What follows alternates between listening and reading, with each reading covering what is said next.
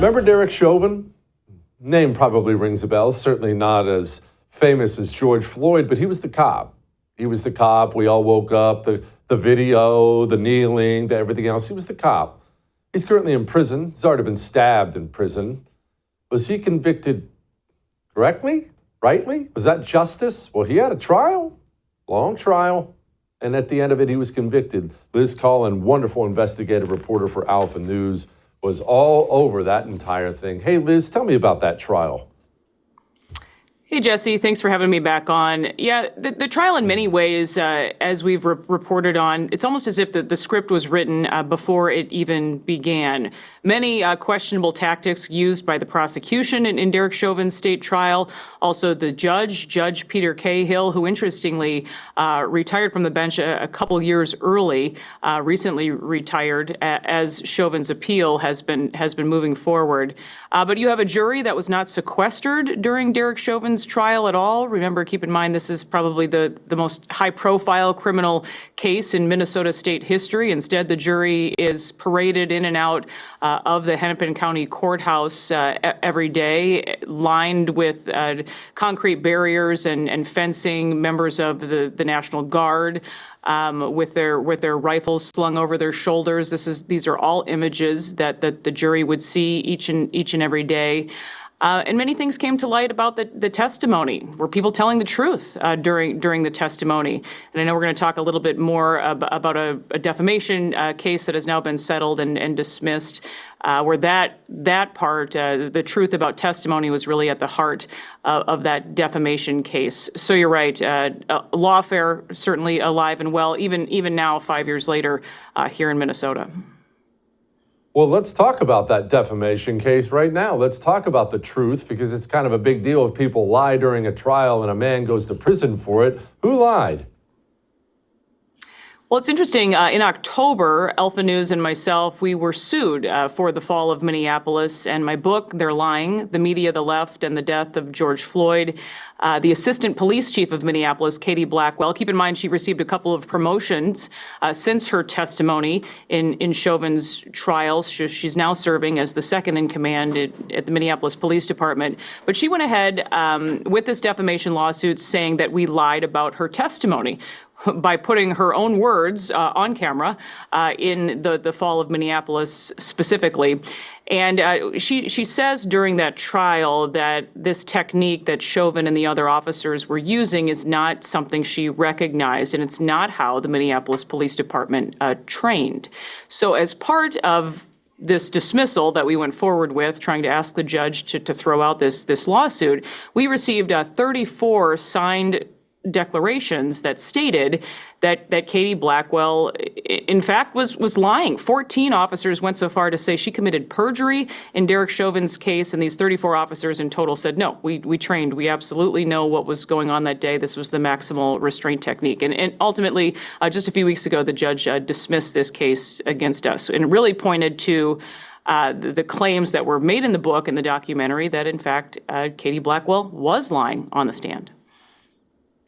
Okay, Liz, well, help me understand this then, because I'm just a dumb, uneducated fool here.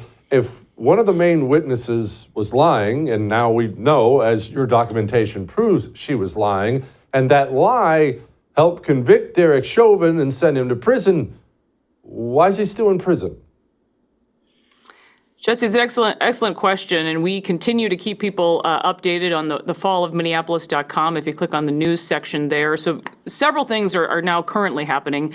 We know that Derek Chauvin's new attorney is using these signed declarations in Chauvin's appeal, which is ongoing. We think that is likely to be heard in November, perhaps, his state appeal that's going on right now. And there are some things happening with Katie Blackwell, complaints that she could be in trouble from her law enforcement career here, now that this is documented and a judge backs this up. In fact, it says in this ruling, which was more than 50 pages by Judge Edward Wall, this is also in Hennepin County. This is a judge in Hennepin County where this case was dismissed. But under the facts, it is possible to interpret Blackwell's testimony as incomplete or misleading by omission. And there's 10 different references in that ruling from Judge Wall, really speaking to substantial truth. Did she tell the truth that day? But a case, obviously, we will continue to follow. This dismissal of our case, I think, will mean a lot more going forward here. Yeah, I think it will. Derek Chauvin isn't alone up there in the wonderful state of Minnesota, is he, as far as cops that are getting railroaded and taken to the cleaners?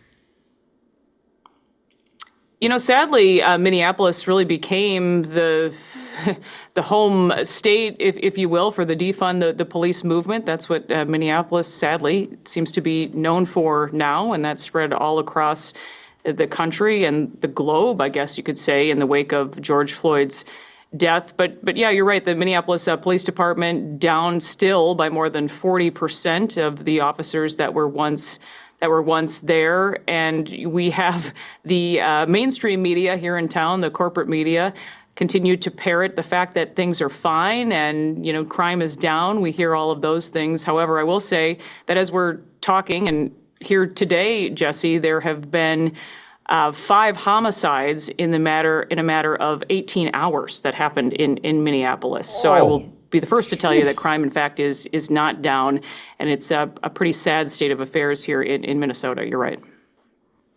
Liz, this has to be affecting not just obviously the normal people like you and safety, but this has to be affecting the business environment. There's no way businesses are going to stay in a place with homicides and God only knows how many robberies you must have with a 40% reduction in the police force.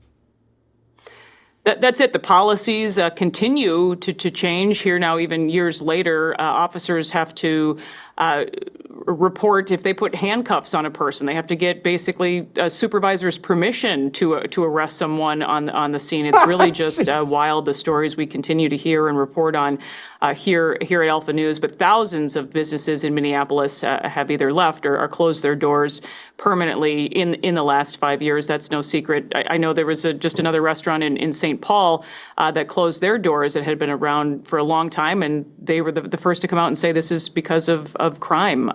Downtown St. Paul is not safe. Our business continues to be broken into, just kind of this beloved restaurant that had been a part of downtown St. Paul for years. But these are stories we continue to hear.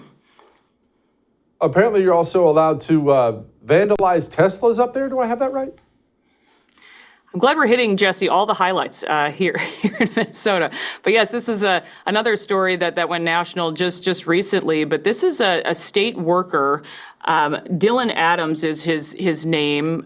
He went out from his condo in downtown Minneapolis walking his dog and keyed at least 6 Teslas in the downtown Minneapolis area. And get this, this is $20,000 in damage that we're aware of to these 6 Teslas.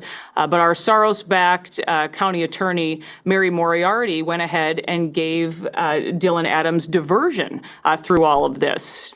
You know, he's going to be able to avoid this felony charge if he completes this program. It's sort of just this unprecedented use of diversion. Nobody's ever seen anything like it. And even the Minneapolis Police Department came out and said, you know, our cops did all this work, put all this together, you know, arrested this guy, and now at the end of the day, he's given diversion, a real slap in the face to law enforcement yet again. Oh, pray for the cops up there. Praying for you guys, Liz. Stay safe. I would thank you for coming to my YouTube channel, but I know how brilliant it is, and I know you love it here. So subscribe and watch. We're going to start really ramping things up and putting some funny stuff, some interesting stuff out there, some collaborations. Either way, my YouTube channel is officially the place to be. So stick around.